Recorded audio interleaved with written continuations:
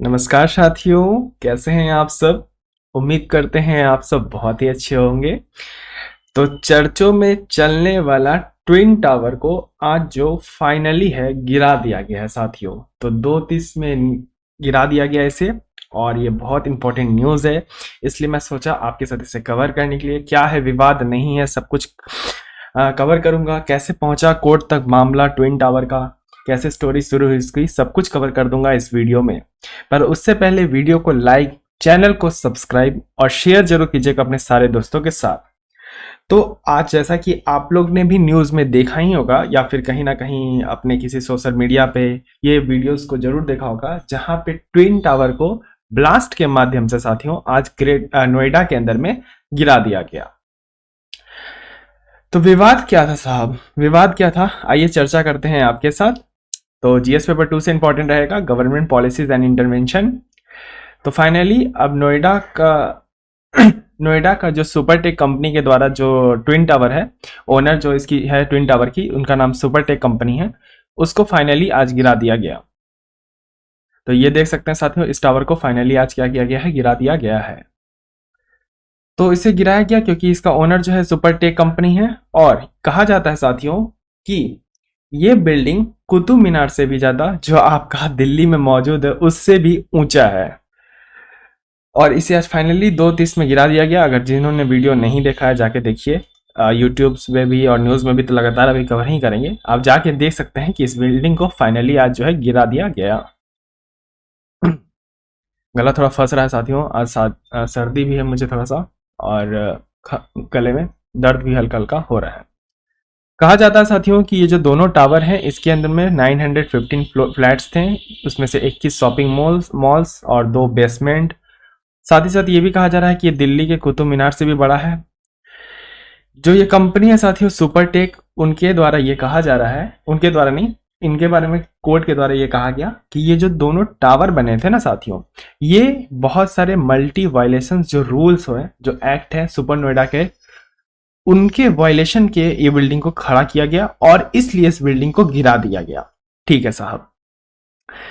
तो इसके ऊपर में 2021 के अंदर में 4 अगस्त के ऊपर भी ये न्यूज आया हुआ था कि सुप्रीम कोर्ट ने साफ साफ ये जाहिर कर दिया था कि ये बिल्डिंग जो है अवैध तरीके से खड़ी की गई है, और इसे क्या किया जाएगा, गिराया जाएगा। लेकिन उस समय कुछ तकनीकी कारण की वजह से 1 साल के लिए इसे टाल दिया गया, और फाइनली अब अगस्त के टाइम में इसे गिरा दिया गया। गिराने से पहले यह भी कहा गया पुलिस के द्वारा कि जो आपका सुपरटेक कंपनी है, उनके पास लगभग 15 टावर्स और एटीएस विलेज और 25 टावर, 14 नहीं सॉरी 4 विलास हैं यहाँ पे नोएडा के अंदर में। उसमें से साथियों ये था एक टावर जिसका नाम था आपका ट्विन टावर, ओके, जिसे गिरा दिया गया। गिराने से पहले पुख्ता इंतजाम कर दिए गए थे नोएडा सरकार के द्वारा, जहां पे आपका नेशनल डिजास्टर रिस्पांस फोर्स भी मौजूद थे, 8 एम्बुलेंस थी, 4 फायर ब्रिगेड्स की गाड़ियां थी। जहां पे इसे गिराया गया वहां पे सारे पुलिसमैन, मतलब पूरे तरीके से प्लान तरीके से इसे गिराया गया साथियों, और एम्बुलेंस वगैरह मौजूद रखा गया था कि अगर कुछ भी घटना हो जाती है तो ऑन स्पॉट पे तुरंत किसी की जान जो है बचाया जा सके, क्योंकि इतने बड़े बिल्डिंग को गिराना आसान काम नहीं है, वो भी आसपास में बहुत सारे टावर मौजूद थे, उनके बीच में इतने बड़े टावर को गिराना एक बहुत बड़ा चैलेंजिंग काम था। लेकिन ये चैलेंजिंग काम अब पूरा हो गया है, और ये टावर जो है कुछ सेकंड्स के अंदर में अब मिट्टी में मिल चुका है। तो क्यों गिराया गया साथियों ट्विन टावर को, सबसे बड़ा सवाल यही आ रहा है कि ट्विन टावर को गिराया क्यों गया, क्या दुश्मनी थी ट्विन टावर से। सुनिए साथियों, इसकी कहानी सुनिए। पहले हुआ क्या कि 2005 में नोएडा सरकार के द्वारा सुपरटेक कंपनी को अप्रूवल दिया गया ट्विन टावर के लिए, ओके। लेकिन उस समय जो अप्रूवल दिया गया था वो 14 टावर्स के लिए, जो 9 फ्लोर का अप्रूवल दिया गया था। लेकिन बाद में प्लान में कुछ चेंजिंग करके, चाहे वो करप्ट तरीके से या वायलेशन करके रूल्स का, या अपने मन से कुछ चेंजिंग करके, इसे 40 फ्लोर्स में बदल दिया गया। इससे क्या होगा, फ्लोर्स ज्यादा होंगे तो ज्यादा मार्जिन होगा, ज्यादा प्रॉफिट होगा, और इससे एक क्या किसे फायदा मिलेगा, सुपरटेक की कंपनी को मिलेगा। तो सुपरटेक, ये मत समझिएगा कि जो सुपरटेक है वो कुछ टेक्नोलॉजी में काम कर रही है। सुपरटेक कंपनी जनरली बिल्डिंग्स ही बनाती है। जैसे आप देखते होंगे कि कोई बहुत सारी कंपनियां जो है बिल्डिंग्स बनाती हैं, उनका काम ही होता है बिल्डिंग बनाना, प्लॉट खरीदना, बिल्डिंग बनाना, बिल्डिंग बेचना। तो उसी तरह सुपरटेक कंपनी भी साथियों बिल्डिंग बनाने का काम करती है। तो 2005 में नोएडा सरकार के द्वारा 14 फ्लोर के लिए 14 टावर्स के लिए इन्हें 9 फ्लोर के साथ अप्रूवल दिया गया, लेकिन बाद में इसे धोखे से या फिर करप्शन के तरीके से 14 फ्लोर्स कर लिया गया। इसके रिगार्डिंग जो वहां की आसपास की सोसाइटी थी उन्होंने क्या किया, इलाहाबाद के हाई कोर्ट के अंदर में 2012 के अंदर में जो है ये किया गया, केस दायर किया गया। लेकिन 2009 में इसकी शुरुआत हो गई थी इस प्रोजेक्ट की, 2005 में अप्रूवल भी मिला और 2009 में इस बिल्डिंग की मतलब जो है प्लानिंग जो है बिल्कुल रख दी गई थी नींव, और काम जो है पूरे तरीके से शुरू हो चुका था। तो 2012 में इसे इलीगल कंस्ट्रक्शन इलाहाबाद हाईकोर्ट के द्वारा डिक्लेयर किया गया, क्योंकि वहां के जो आसपास के लोग थे उन्होंने कहा कि इसे अवैध तरीके से इतनी ऊंची बिल्डिंग बनाई जा रही है जो बिल्कुल इलीगल है, जो सेफ्टी नॉर्म्स होते हैं उनका वायलेशन करते के साथ जो सुपरटेक कंपनी है उससे ये बना रही है ताकि उन्हें ज्यादा से ज्यादा क्या हो सके, प्रॉफिट हो सके। तो 2012 में जब हाईकोर्ट के द्वारा इलाहाबाद हाईकोर्ट के द्वारा इसे इलीगल घोषित कर दिया गया, तो 2014 में इलाहाबाद हाईकोर्ट के द्वारा यह ऑर्डर पास किया गया कि इस बिल्डिंग को अब गिरा दिया जाए। लेकिन इससे नोएडा अथॉरिटी और सुपरटेक कंपनी को थोड़ी सी परेशानी शुरू हुई। उन्होंने कहा कि अरे भाई इतनी बड़ी बिल्डिंग है कैसे गिरा दोगे। ये लेके मामला चले गया सुप्रीम कोर्ट के अंदर में 2021 के अंदर में। 2021 में सुप्रीम कोर्ट ने भी इलाहाबाद हाई कोर्ट के फैसले को सही साबित करते हुए बिल्डिंग गिराने का आदेश दे दिया। लेकिन अगस्त में, जैसा कि मैंने स्टार्टिंग में भी आपको न्यूज दिखा के साथियों में बताया कि अगस्त में तकनीकी कारण की वजह से उस समय बिल्डिंग नहीं गिराया गया, लेकिन फाइनली जो है अब बिल्डिंग गिरा दिया गया।